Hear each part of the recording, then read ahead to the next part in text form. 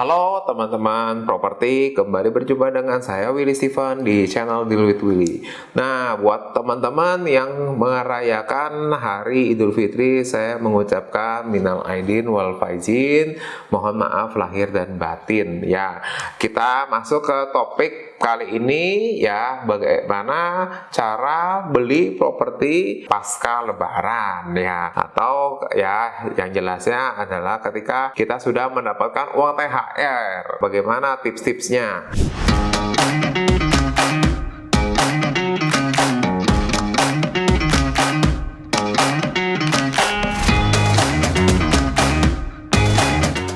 Oke, jadi ketika kita mau beli properti, apa yang harus kita persiapkan? Yaitu adalah rencananya dulu ya. Kamu nggak mungkin ya istilahnya beli properti ini kebetulan karena mau lebaran ya. Akhirnya ya udah, aku kayaknya udah saatnya beli rumah ya. Tapi tabungannya itu sudah harus dipersiapkan dulu ya. Nah, sekiranya sekarang kamu sudah punya target propertinya itu apa? Apakah itu dalam bentuk apartemen atau dalam bentuk rumah ya. Nah, ini harus clear dulu ya. Kita yang tinggal di Jakarta tahu ya bahwa kalau untuk beli rumah ya minimal mungkin di 1,5 sampai 2 miliar itu harus harga ya, harga paling bawahnya. Nah, kemudian kalau apartemen ya mungkin bisa dari sekitar 500 jutaan ya untuk bisa punya apartemen di Jakarta atau Jakarta dan sekitarnya.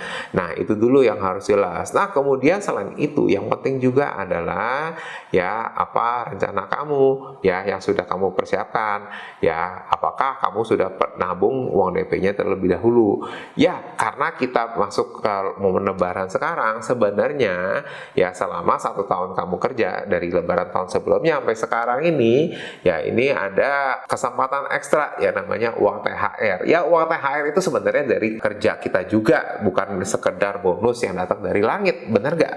Ya, sebetulnya kita semua tahu ya bahwa ada yang namanya gaji ke-13 ya, atau istilahnya ya kalau kita kerja itu setahun itu ya dalam 12 bulan itu ada 52 minggu ya. Jadi makanya memang kita yang berhak dapat gaji ke-13 itu ya. Jadi ceritanya adalah ya karena kita tak berasa ya, kita tahu-tahu dapat uang THR 1 bulan gaji ya, makanya kita merasa senang ya. Tentunya ini memang menjadi kesempatan buat kita juga ya nggak ya, tahu-tahu kita bisa dapat tambahan ya.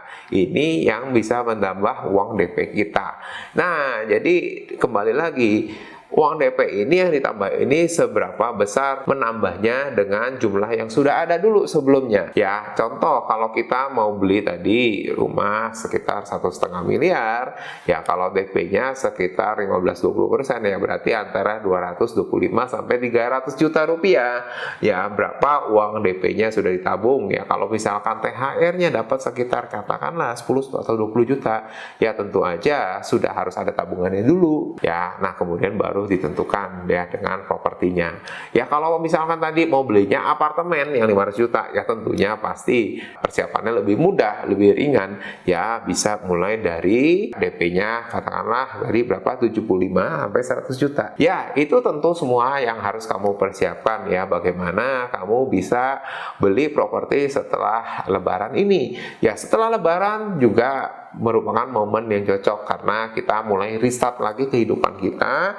ya, aktivitas kita sehari-hari ya. Kemudian juga kita semua tahu bahwa perusahaan-perusahaan properti juga ingin melakukan penjualan yang signifikan, sehingga tentunya pasti akan ada promo-promo yang menarik ya. Contohnya kamu bisa ikuti juga ya promo menarik dari Abdi Gunsa Estate ya, dimana di sini kamu bisa punya rumah mulai dari hanya 1 miliaran aja ya. Tidak sampai 1,5 miliar kamu bisa punya rumah di tengah pusat kota Jakarta ya. Kalau kamu memang sedang mencari rumah ya, kamu bisa kontak saya untuk informasi lebih jelasnya ya. Tapi juga kamu bisa konsultasikan ya tentang perencanaan kamu beli rumah, termasuk juga strategi mengumpulkan uang DP ya dengan saya sendiri. Saya pun sudah menyiapkan strategi bagaimana kamu bisa mengumpulkan mengumpulkan uang DP dalam 1 tahun.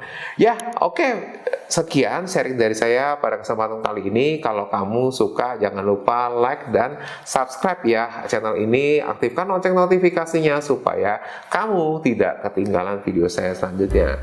Sekian sharing dari saya. Terima kasih dan bye-bye.